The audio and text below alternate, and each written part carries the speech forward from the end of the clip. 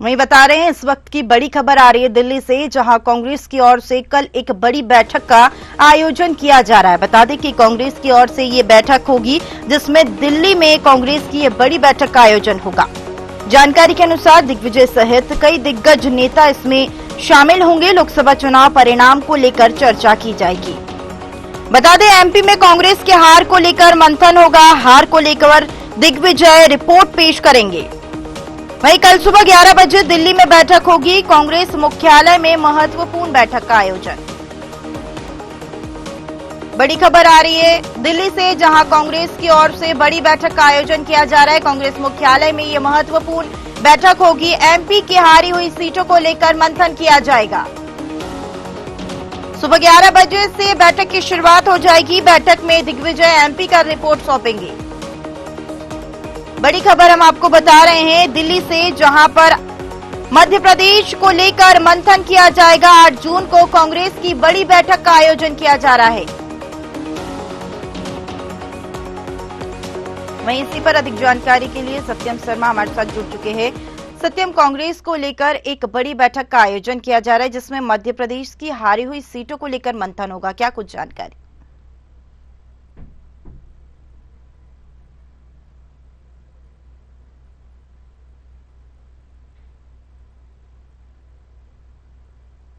कांग्रेस की हुई है उसको लेकर मंथन किया जा रहा है। दिग्विजय सिंह से रिपोर्ट मांगी गई है।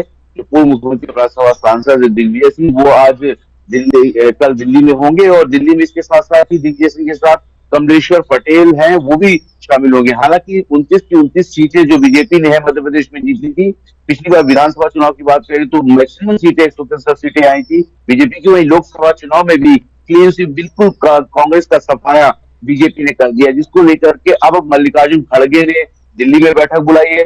पूर्व मुख्यमंत्री और राज्यसभा सांसद दिग्विजय सिंह शामिल होंगे, जहां पर वो बताते हुए नजर आ रहे कि क्या वजह रही है कि जिसके कारण मध्य प्रदेश में एक भी सीट कांग्रेस की नहीं आ पाई। छिंदवाड़ा एकमात्र सीट 2019 के बाद बाकी थी, उसको भी बीजेपी ने जीत करके एक रिकॉर्ड बना दिया है कि मध्य प्रदेश में 29 की 29 सीटें बीजेपी की झोली में चली गई। वहीं इस बात को भी लेकर चर्चा होगी कि कौन से नेता अब सक्रिय नहीं रहे, अंदरूनी कलह रही या क्या वजह रही कि जीतू पटवारी सहित तमाम बड़े नेता जो थे वो होने के बावजूद मध्य प्रदेश में एक भी सीट नहीं आ पाई। क्या एकजुटता की कमी रही या दिग्विजय सिंह अलग चल रहे थे, कमलनाथ अलग चल रहे थे, जीतू पटवारी अलग चल रहे थे, उमंग सिंघार अलग चल रहे थे, राहुल अजय सिंह अलग चल रहे थे। कल राहुल अजय सिंह ने भी एक सवालिया निशान खड़ा कर दिया जीतू पटवारी पर, दिग्विजय सिंह पर और कमलनाथ पर। तो इन सब चुप को लेकर सीडब्ल्यूसी ने बैठक बुलाई है। मल्लिकार्जुन खड़गे बैठक में शामिल होंगे और बैठक लेते हुए नजर आएंगे और मध्य प्रदेश में करारी हार को लेकर रिपोर्ट दिग्विजय सिंह प्रस्तुत करेंगे और रिपोर्ट के माध्यम से ये जानने की कोशिश की जाएगी कि अगला स्टेप इनका क्या होगा।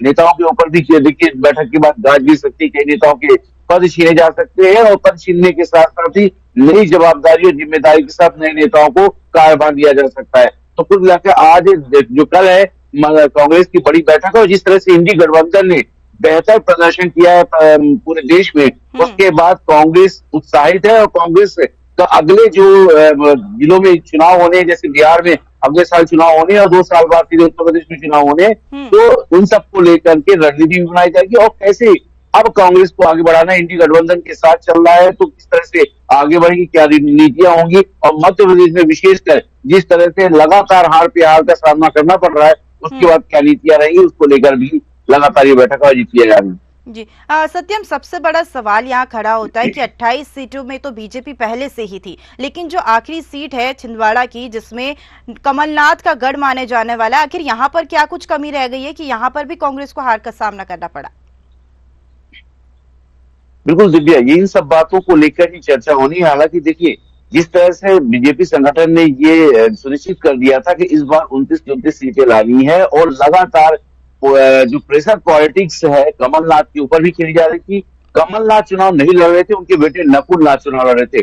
कमलनाथ अगर चुनाव लड़ रहे होते तो हो सकता है कि नतीजा कुछ और होता है, लेकिन नकुल नाथ पर जनता उतना विश्वास नहीं करती है।